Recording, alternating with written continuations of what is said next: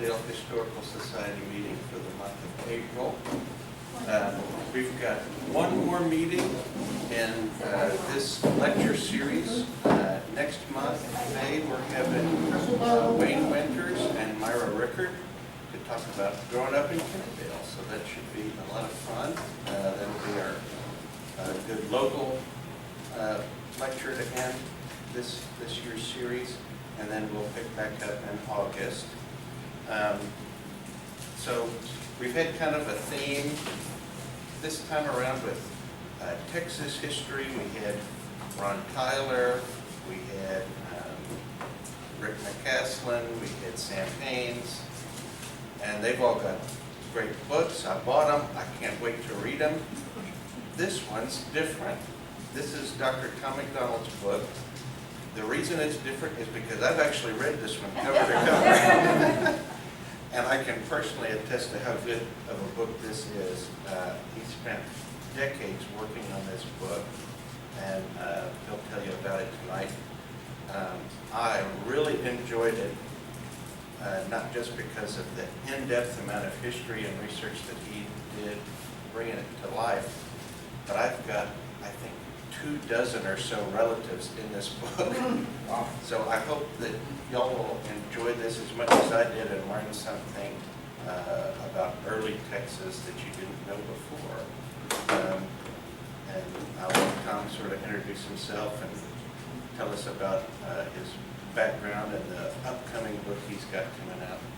But thank you so much. Oh, I want to make an announcement too. Our Kennedale News Project, the newspapers, the first 4 years are finished being scanned at UNT, and they will be online within the next 2 weeks, I'm told. Oh, wow. So once they go live online, we'll be sharing the links. Go and explore. The more clicks it gets, they keep track of how many people visit, and those numbers will really help us to push to get a big grant to do all of the newspapers.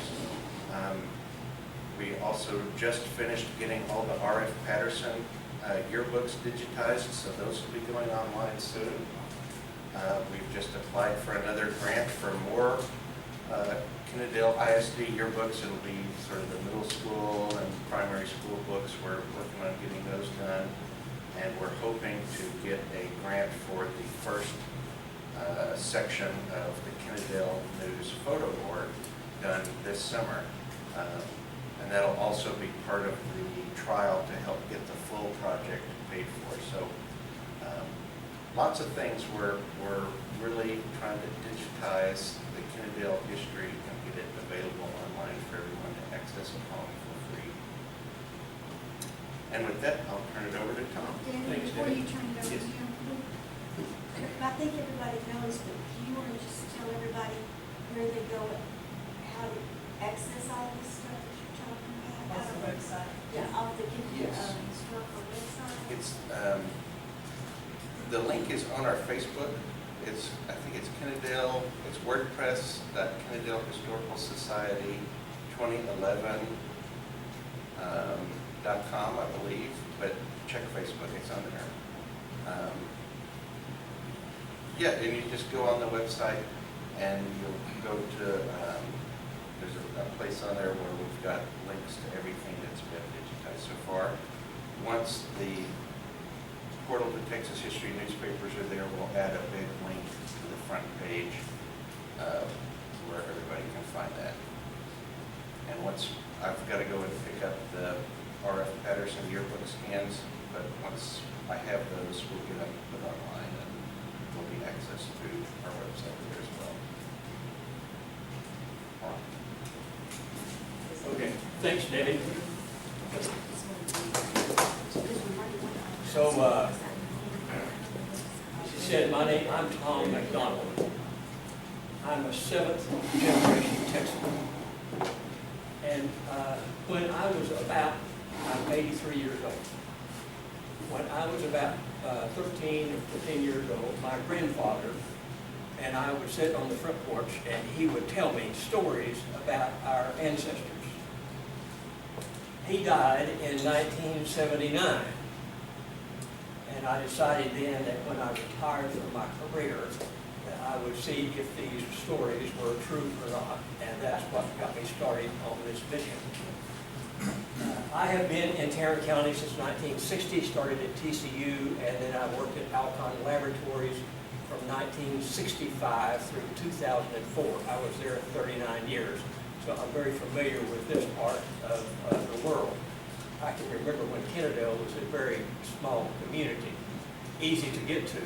Took me 45 minutes today. In the past, you could do it in probably 15 minutes or so. So I started on this actually collecting information shortly after my grandfather died. This would have been about 1980. And then I started writing on it in 2009. It was published 12 years and 3 months later. That's how long it took to go through the process. I consider that I had 3 journeys writing this manuscript. One is a journey of learning about my ancestors. The second one is learning about Texas, the United States, and Mexico history. And then I learned, the last journey was how to become an author. Now let me see if I know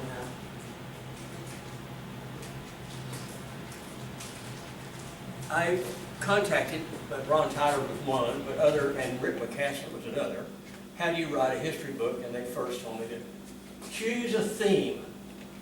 So I chose a theme, a family, and I chose a space, and I chose a time. The family is my family. The space is fundamentally the Guadalupe River Basin in Texas, and the time was about 1820 up to about the Civil War.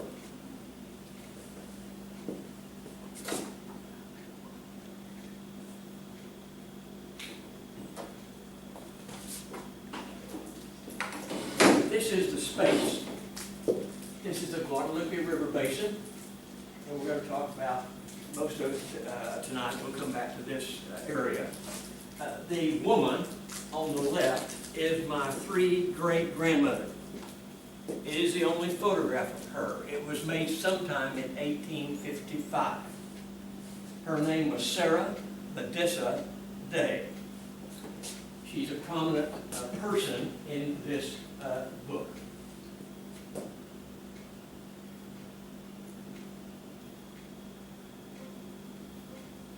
Now, it doesn't seem to be. Let's try that. So this is a summary of my family, and I'm talking principally in Texas. My grandfather would start our conversation. He said, your 4th great-grandfather was James Clinton Nell, spelled N-E-I-L-L. Those were his exact words. James Clinton Nell, by the way, is the forgotten commander of the Alamo. He turned over command of the Alamo in late February to Travis. And it's why he survived that particular battle. Yeah. One other branch of my family is Francis and Sarah Elizabeth Berry. They settled in the DeWitt colony. Johnson and Sarah Hembriday, which is another major theme throughout this book, particularly Sarah Hembriday. I followed them specifically from when they were born until they came to Texas until they died. He died in 1837 and she died in 1856. The main thread is James Hughes Callahan and Sarah Medessa Day.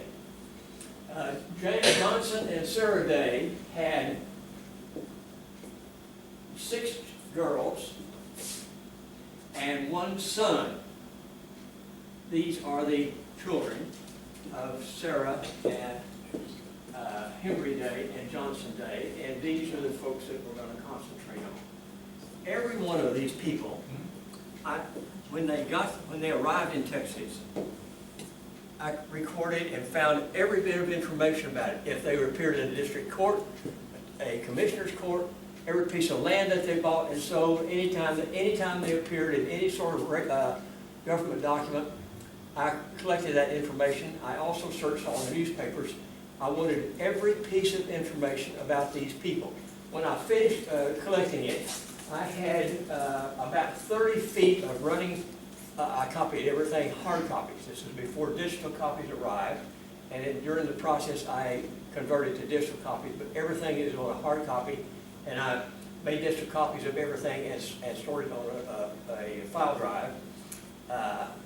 And I deposited every record I got that file drive and some digital hard copies with the Bexar County clerk, where an archive exists, so that the historians would be able to check whatever I wrote about and collect and review the information I collected. But anyway, these are the people that I searched. I know almost everything about their lives, including what happened to their children, and in the case of the daughters or husbands, where they came from and when they arrived in Texas. So this was a family that I was searching.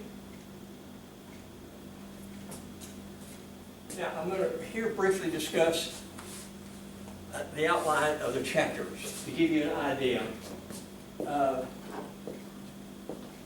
how I approached studying these folks. Here is the Callahans. The Callahans I followed from North Carolina to Georgia, and I discussed how, and they arrived in Georgia when it was just being founded in the eastern part of Georgia, and they finally settled in Jackson County, Georgia, in the northeastern part, which was land that was taken over by the Cherokees when the Cherokees were pushed out of Georgia. In chapter 2, I discussed the Georgia Battalion when it came to Texas. This is the command of Colonel Lord. They joined Fannin at Refugio at Goliad, and they were sent down to Refugio to collect some women who were there before the Battle of Goliad. And it was because the Georgia Battalion was at Refugio when the Mexican army fought Fannin at Goliad that they escaped the massacre. And that's probably the only reason I'm here, is because my great-grandfather, James Hughes Callahan, escaped that massacre. He came to Texas with the Georgia Battalion. After he was captured by the Mexicans, and about the third week of May of 1836, he either escaped or he was let go, and in early June he returned back to Georgia. In chapter 3, I go back and pick up the Days and the Hembrys. I follow them from Virginia to South Carolina to Tennessee to Texas. Sarah Hembry Day's father, he lived to be 94 years old. He said that he was a wayward person until 50 years old when he became an evangelic preacher. And for the rest of his life, he preached. He was in the New Light Baptist. Everyone of you know what a New Light Baptist is? They are extreme evangelics at that time. And I didn't know it either. So it was an example of me studying something that I learned about U.S. history. It was also at this time when the United States was going through various revivals of Christianity, generally occurred after wars like the Revolutionary War, and there's one in the middle before the Civil War, and so forth. Anyway, the Days and the Hembrys, they lived primarily in South Carolina, and at times the Hembrys moved, and when Johnson Day married Sarah Hembry Day, they moved to Tennessee and lived there for a while, a year, and then they took a overland road from Memphis, Tennessee to Nacogdoches, Texas. This was in 1830, late 1836, so this would have been immediately after the Texas Revolution. They joined a family outside of Memphis, and that family had a son in it, and he later wrote a book called Now I Blow My Horn. It was not about blowing a horn, it was about shooting a shotgun, by the way. And he wrote a book about their travels and also his life in Texas. He married one of the girls, and it gave me a good insight of what was going on in their family at that time. Religion was extremely important to the Hembry and Dave families.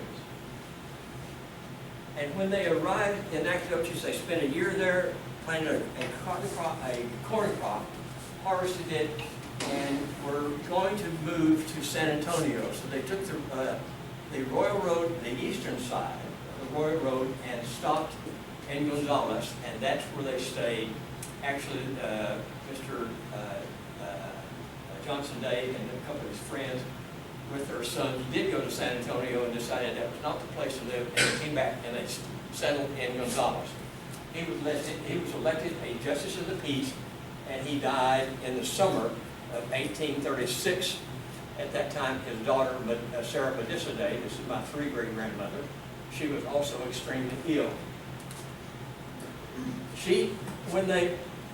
On their trip from Memphis to Texas, 2 of the boys and the other family and 2 of the girls in the Day family decided they would make a couple. At that time, you could decide that you would be married and you formed a bond. You signed a bond. Do you know what this means? It's meant that after 6 months, if you decided you wanted to be together, you could. Otherwise, you could separate yourself. This is the way marriage was settled, where there were no preachers or priests at that time in Texas. When they arrived in Gonzales, they decided they would solemnize it, and they did get married with a minister, and the marriage was filed with the county clerk. At that time, Texas was a republic, and Gonzales was a county. He dies. Johnson Day dies, and probate. It was my first time to spend examining a probate, and I looked at several probates during my journey through preparing this narrative. Although religion was important in their life, and his father was a minister, he was wayward many times. He could not resist alcohol. And there are church records after church records of him being sent out of the church because he was consuming alcohol. And I'm fairly certain when in his probate, he owed a good deal of money to the grocery store and the saloon. The grocery store sold alcohol at that time. I'm talking about whiskey. And it gave me a good idea of how much he consumed. And he drank 3 or 4 times every day.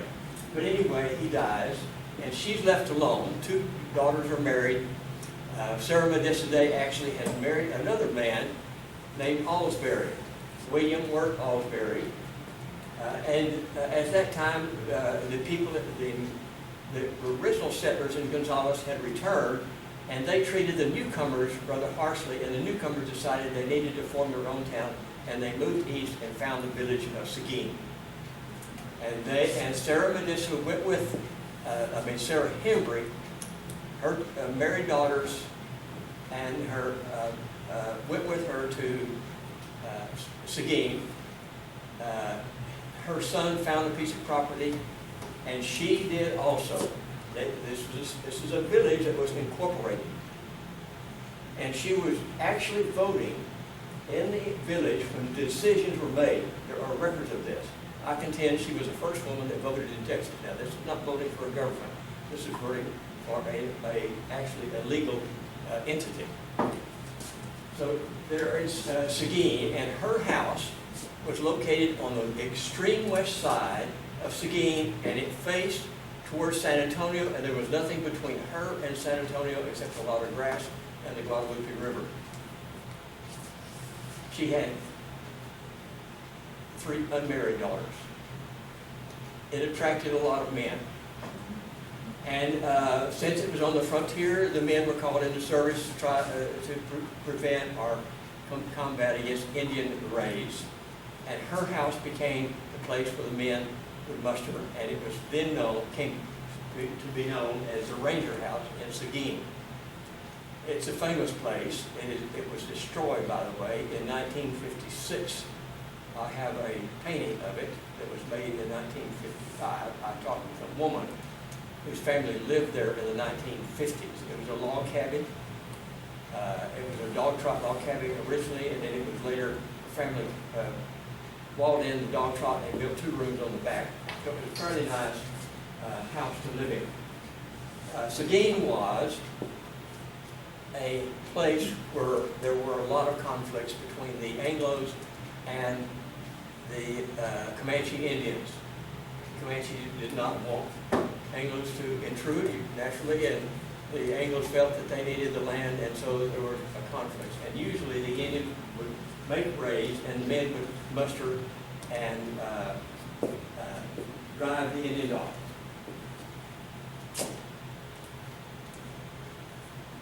Now we're going to back up just a little bit, and we're going to talk about the Georgia Battalion. This is where Callahan came to Texas, James Hughes Callahan. The Georgia, this is a record that's kept by several people of the time when it mustered in Millersville. This is in the fall of 1835, and they travel across the county line down the Alabama River, take a ship over to New Orleans, spend a few times in New Orleans, take another ship over to Velasco. All of these I could find and document which ship they were on. These ship manifests were published in the newspapers, and I could document who was on the ships and correlate who was known to be in the Georgia Battalion and who was on the ship's manifest. So they came to fight in the Texas Revolution.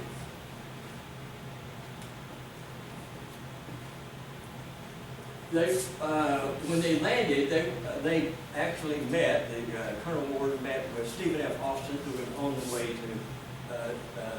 New Orleans to look for funds, and they were sent to Goliad. And at Goliad, the Mexican army was invading from the south, and there were a group of women here at Refugio, and they were sent to Refugio to collect the women and save them, and they were caught there by one branch of the Mexican army, and they retreated into the chapel. They were under siege,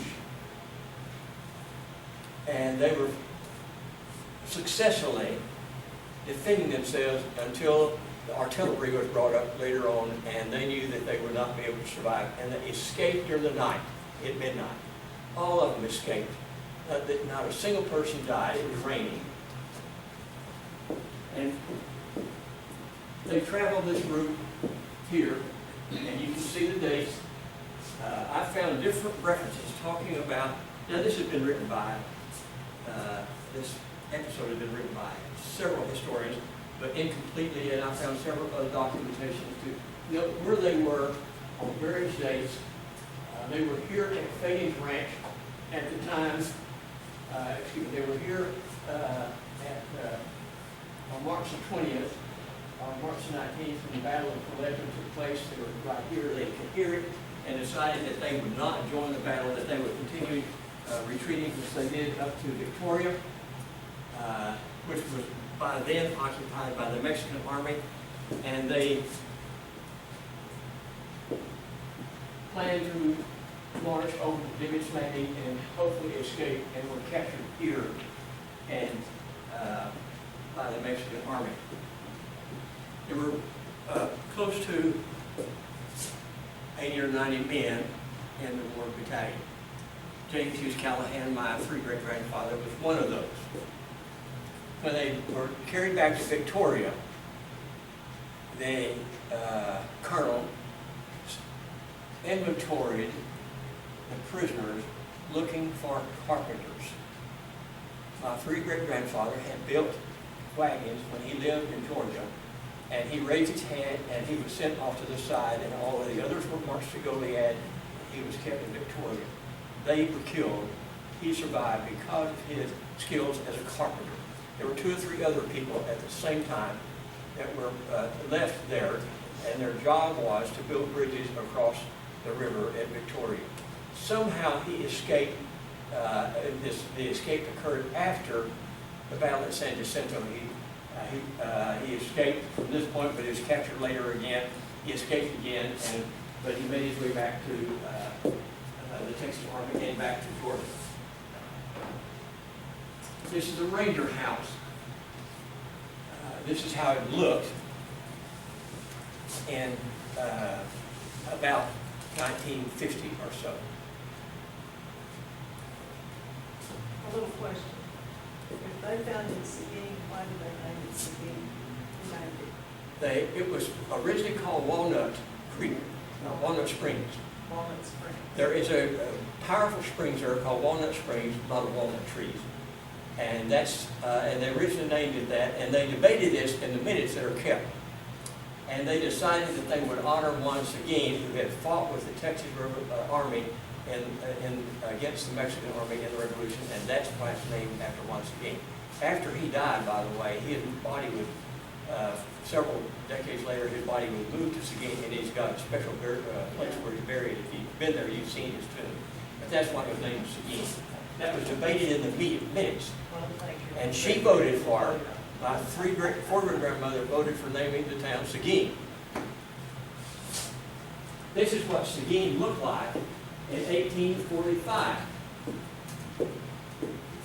Their house is right over in this area. In 1845, Seth Eastman, who was an engineer in the U.S. Army, passed through Seguin. He had a sketchbook, and he drew everything everywhere he went, and he drew this sketch of Seguin. This original is in one of the prominent libraries, and many of his drawings in prominent libraries in San Antonio. So we have an image of what Seguin looked like about 7 years after it was founded.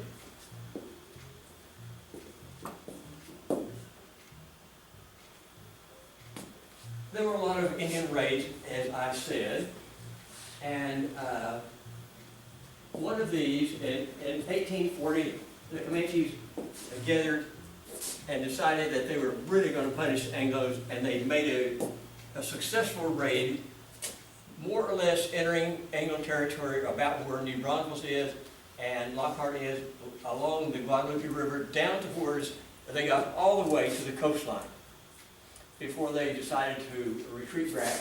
And after that, Colonel Howard was given the mission by the Texas government, Republic, to chase the Indians and give battle to them, and this is the route that he took in 1840.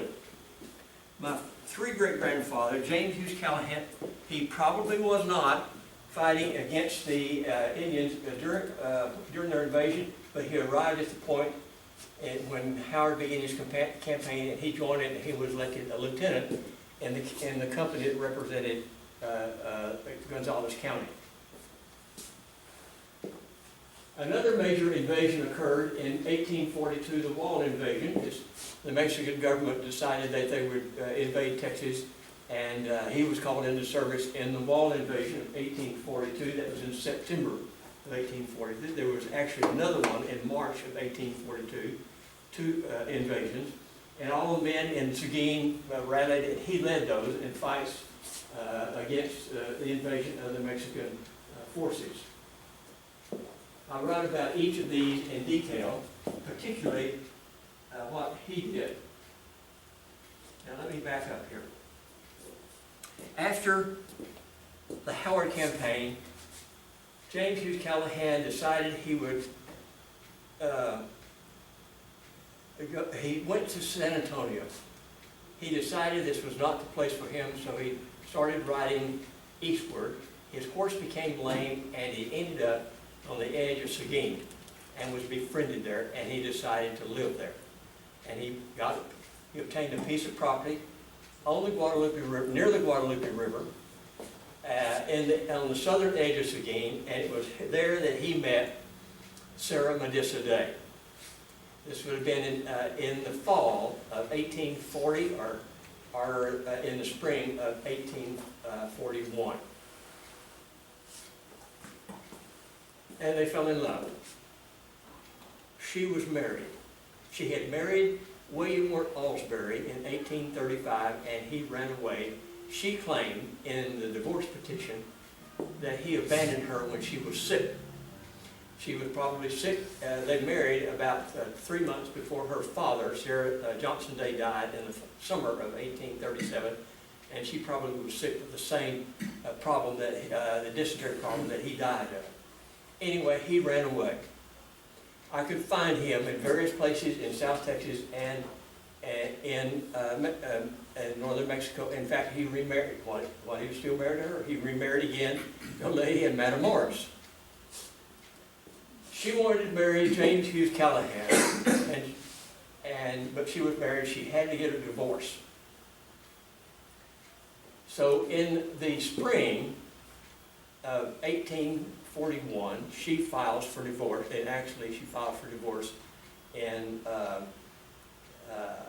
February of 1841, and the Mexican invasion occurs in March of 1841, and the district court in San Antonio was disbanded in March, so the divorce is not heard. So she waits until the next time. It's going to be in September of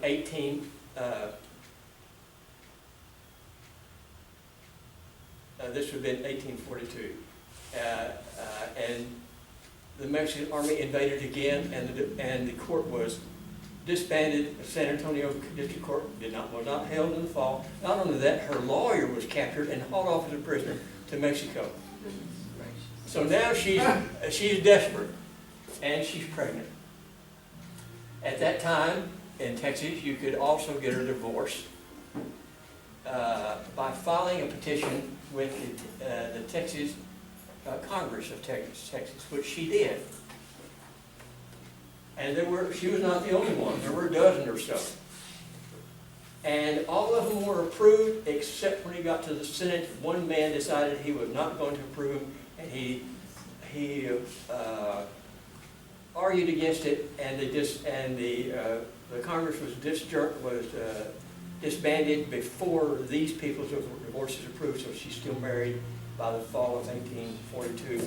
And now it's the spring of 1843, and finally the divorce is held in the district court in San Antonio, and it's granted in the middle of in March, and 6 days later she marries James Hughes Callahan, and she has a child 2 or 3 months later. Okay? This was not atypical. In the United States at that time, 30% of the marriages occurred when the woman was pregnant by the time they were married. This is not a recent thing. It was quite common. And it's explained by historians, these folks living on the frontier. Nothing around, you know. So this got me looking at divorce cases. And this is a summary of divorce cases that I found that other historians had summarized. I summarized these here in Gonzales.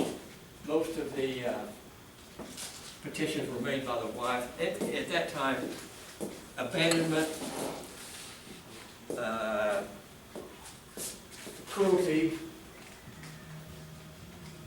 and adultery were about the only 3 reasons that people could be granted a divorce. So she filed for divorce, and she gave a divorce, and I followed the other folks, couples in Gonzales, as who they were and where they got married, what the issues were when they were divorced, and what happened to them later.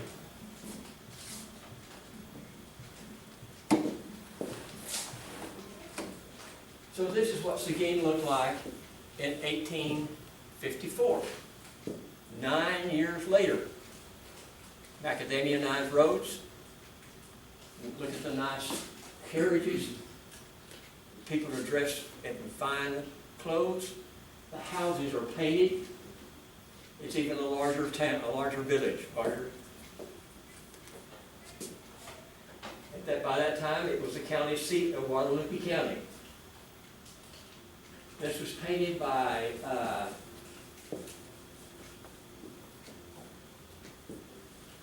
skip it for the moment, a woman. Her husband had come to Texas to be a land developer, and she lived for a while in Seguin, and she painted several paintings of that area of Texas. She lived also in the Austin area. Actually, the Amon G. Carter Museum has the originals in their collection. And when Ron Tyler was the director of it, he arranged for these to be printed off in postcards. And I have a set of them actually framed in my house. But this is what Seguin looks like. It illustrates how Texas, in this part of the world, was what we consider advancing in terms of civilization, becoming more modernized. In fact, at this time, Seguin was considered to have the best school system in the entire state of Texas, the public school system.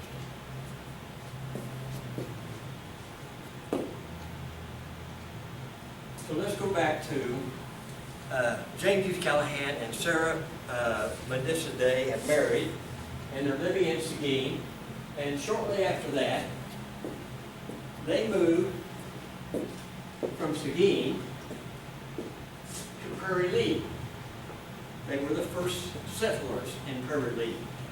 He bought a good deal of land, and he converted it into a village there. The school was built and churches were built. He operated a general store in Prairie League. Across the river, he donated land to the Methodist. They were members of the Methodist Church, by the way. And he donated land to the campground for the Methodist Church. It is still there. But Prairie League became a thriving small community on the San Marcos River. This is a tributary, obviously, of the Guadalupe River. I write about the founding of Prairie League and the various people who settled there and the events that took place, and also what was taking place in Seguin at this time, including how the Methodist Church and the Baptist Church evolved in that area. One of the Baptist Church actually moved in about 1850, moved from St. Augustine to this area and settled. And the minutes of that church are extensive and actually have been published. But so I talk about how this area developed along the San Marcos River and the Guadalupe River in Caldwell County and Guadalupe County. James Hughes Callahan had visions of being a land developer. There were numerous land developers in Texas at that time, and so he wanted to be a land developer. And he looked around, where can I find land to develop? And he settled on the Blanco River in this area here. Today, Pittsburgh is Blanco City. He bought a section of land there. That would have been over 4,400 acres. And then he and partners bought another section of land right next to it. And they decided that they were going to develop this into a thriving community.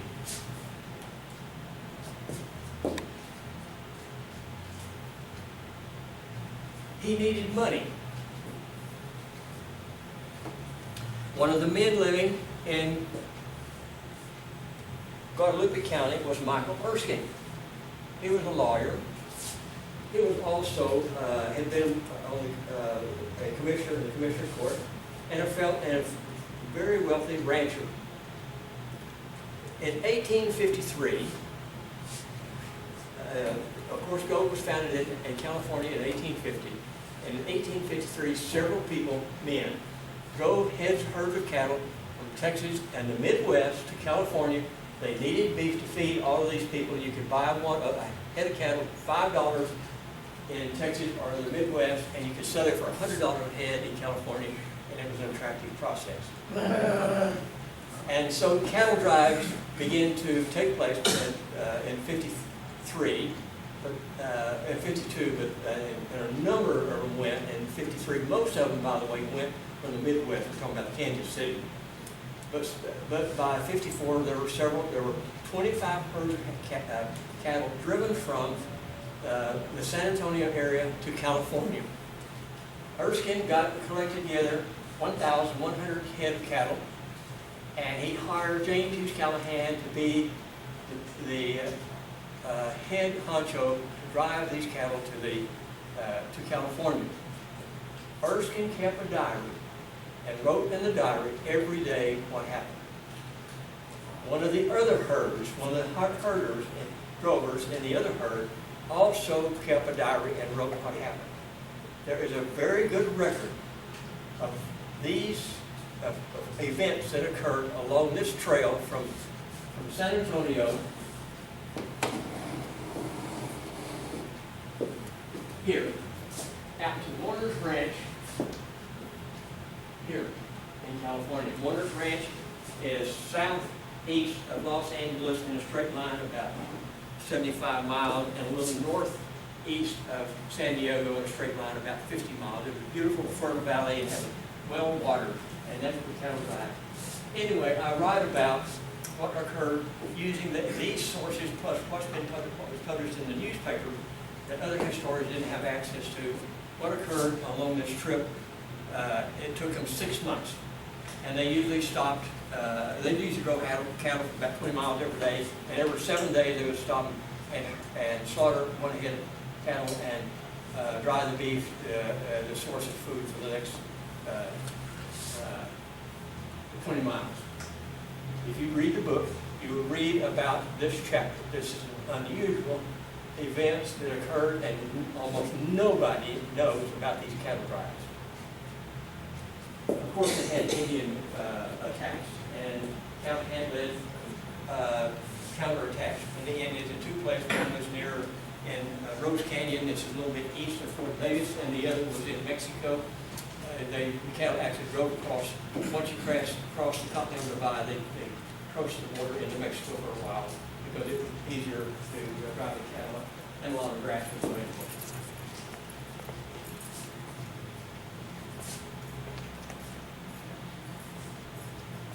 Back in the Pittsburgh Land Company, 5 partners that were going to create a town in the county, and these are the 2 sections I talked about. Benjamin Williams survey that Callahan owned, and Horace Eggleston, this is one that the 3-5 men owned. And I write about the Pittsburgh Land Company. One of them was William Early Jones, flamboyant lawyer, newspaperman, and a handsome guy. This is him, William Early Jones. And he kept writing the governor that they needed rangers on the frontier or the people would run away. So he put Callahan in charge of a ranger group to thwart the Indian raids, and he ended up invading Mexico at Piedras Negras and Eagle Pass. This is the most controversial episode in Callahan's life. I wrote 6 chapters on it, and other historians have written chapters. Some claimed it was to capture slaves, others for this reason or that reason. I concluded they only did this to thwart Indians because they needed to protect their investment in the land company. I think my interpretation has become accepted by historians today, and it illustrates how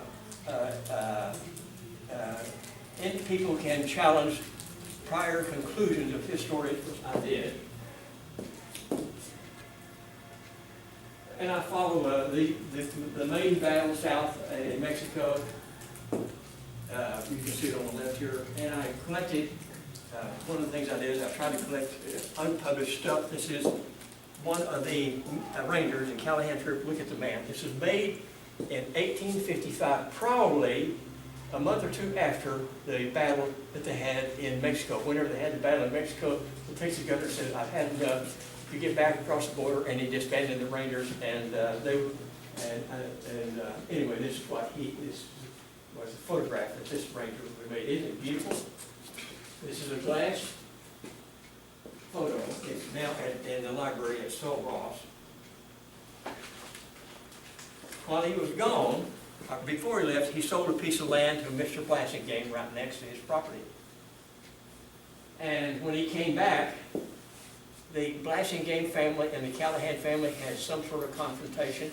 There are all kinds of reasons as to why this occurred. I never was sure why it occurred, but they had a confrontation.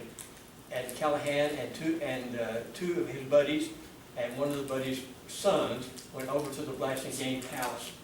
This is the Blasting Game House. It is still standing today. And when they rode up, Busy Blasting Game was standing in the south door. That's this door. And he asked, Callahan said, "Is your husband here?" And at that time, a shotgun rang out from the north room, and he was killed. And the man next to him, William S. Johnson, was killed. And the man, E.C. Hines, was wounded.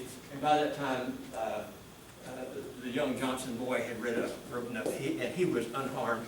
But Callahan was killed in the Blasting Game affair. I write 3 chapters on it to discuss why it occurred, what happened afterwards. The Blasting Game were arrested and sent south to a small community, and they were, a gang came in and took them out and killed the man and son. And I write up the consequences of that. She was, Mary Blasting Game was indicted, but she was eventually let go. Now we get to Callahan's probate. I examined it extensively, and this is a summary of it. He lived probably in the top 10% of wealth on the frontier, if you consider the kinds of possessions he had.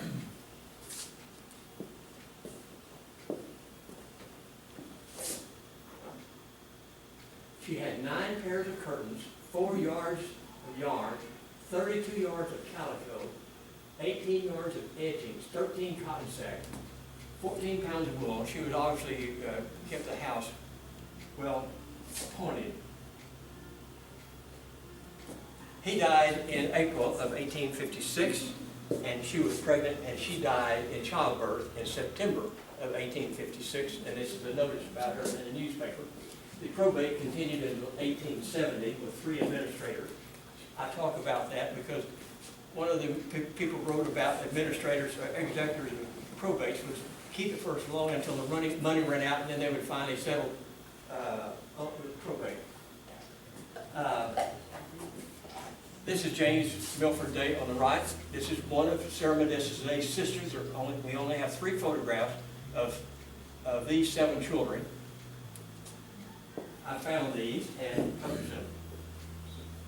James Hughes Callahan and his children. He had a son to die a year while he was in Mexico, and the son was one of the first burials in Blanco County and Blanco City Cemetery. They were interred during the Texas Centennial and reburied in the state cemetery. And this is a tombstone for James Hughes Callahan and his wife and their son. And this is the inscription on the back of the tombstone. Callahan County is named after him. If you know what the Cap Rock is in Texas, where it tails off the mountains, it's separate. It's a watershed divide between the Brazos River to the north and the Colorado River to the south. It runs through southern part of Comanche County, where I grew up. That's called the Callahan Divide. So, when I start up, that's sort of the summary of the book. It is a little over 500 pages. When I sent the manuscript to the editor at the University of Oklahoma Press, he received it and he called me about an hour later and he said, "I can't publish it, it's too long." I said, "Kemp, you didn't read it." He said, "It's too long." It was 920,000 words. I didn't realize word count is important in publishing.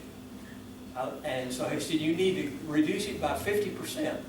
That was about 500,000 words. I said, "Well, that's impossible," but I did. I reduced it down to 502,000 words, and that's what is published in the book. And I learned how to write and condense the message that meets the expectations of historians and publishers. It's still a large book. But I wanted the book to be published by an academic press. I wanted to meet the standards of academic historians. It was published by the University of Oklahoma Press. It is the premier publisher of Western Americana, so I feel privileged to have it there.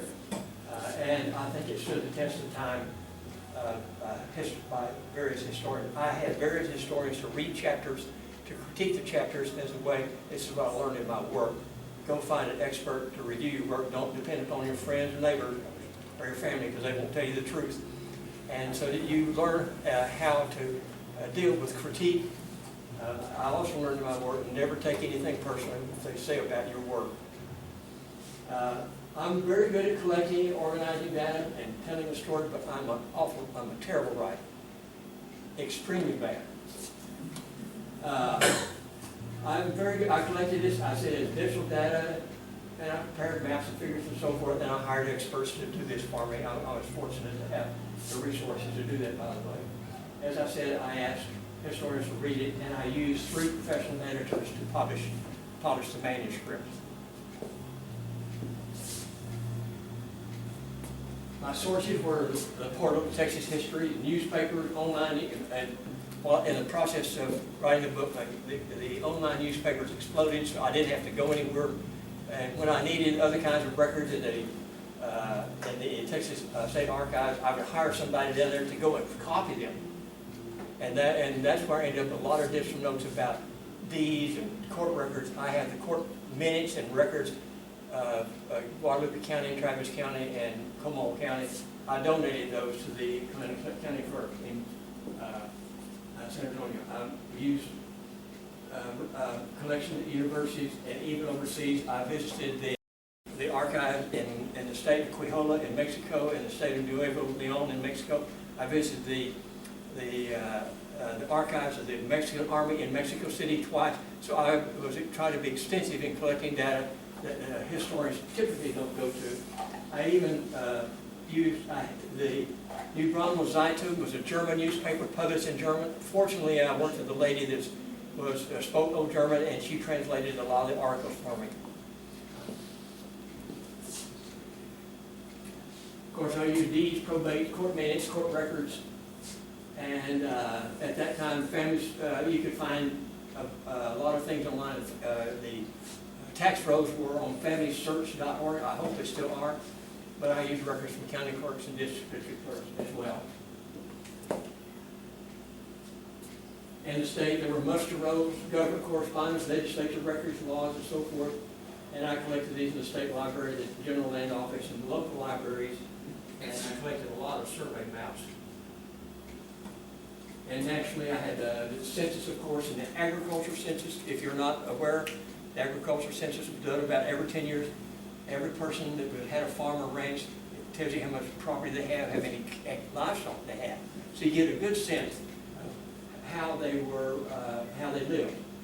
I looked at the Secretary of State records, ship passenger manifest, and these all came to the National Archives, Bureau of Land Management, and various publications. Mexico, I told you I was in the various archives in Mexico and the military archives in Mexico City.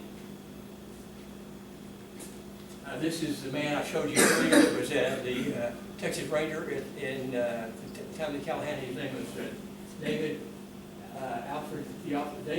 D.A.T. Walton. I always wanted to profile people, who they were and why were they there. And I used books and Ancestry.com. I would search on Ancestry.com and find an ancestor. I must have contacted, sent notes to 300 or 400 people and said, you are the ancestor of so-and-so. Do you have any stories or any records that people have never seen? Lo and behold, I've collected about 100 historians have never seen, and one of those was of the Walton family. I found diaries, unpublished diaries. I discovered 6 unpublished diaries. A historian, Tarleton, is arranging for all these diaries to be published. One of them was my 4 great-grandmother, Sarah Henry Day Journal. This is, she wrote every Sunday from about 1846 till 1856, about the time she died. She wrote every Sunday. Most of the time it was something, she was very religious about worshiping the Lord and so forth, but she would write about events occurring in the area that she lived as well. That diary is fortunately in the archive today. But I found a lot of other original diaries, and I encourage people to deposit those with various archives. Where did you find those diaries? These people that I contacted. Descendants? Yeah, your descendant so-and-so, do you have anything?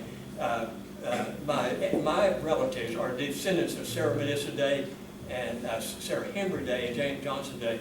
I can find those fairly easy, and that's one of them had Sarah Henry Day's diary. Did they all marry Sarahs? Excuse me? Were they all named Sarah? Was everybody named Sarah? It sounds like it, doesn't it? Yeah. Everybody's In fact, James Hughes and Sarah Day's son married a woman. Her name was Sarah also. It's my great-great-grandmother. But anyway, I so have another good writer, and I used these editors to help me condense the prose, cite it properly, and so forth and so on.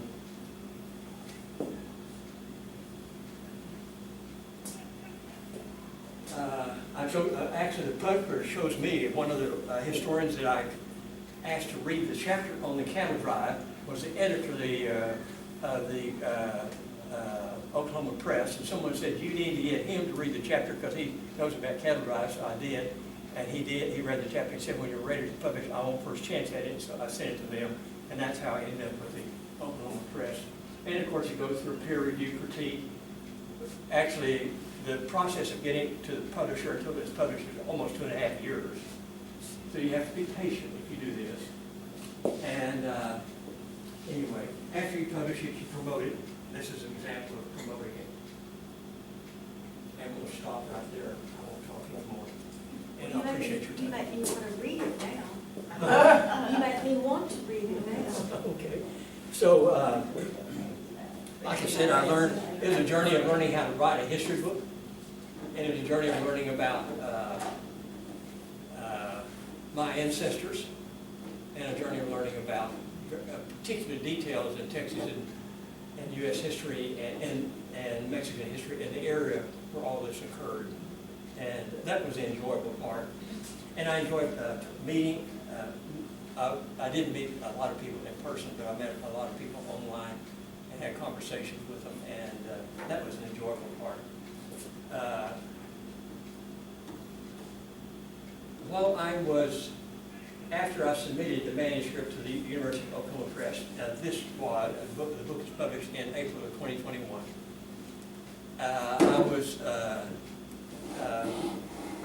I went by and picked up the second CEO of Alcon. Alcon only had 2 CEOs in their first 50 years.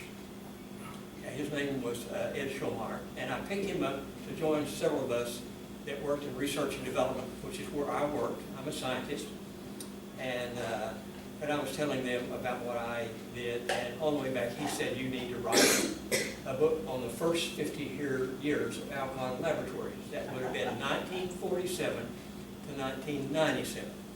That book is going to be published any day now. It took me about, I started in the spring of 2019 with the idea, and I collected data. I interviewed a lot of people, retirees, almost 100, collected their histories. I found another set of histories.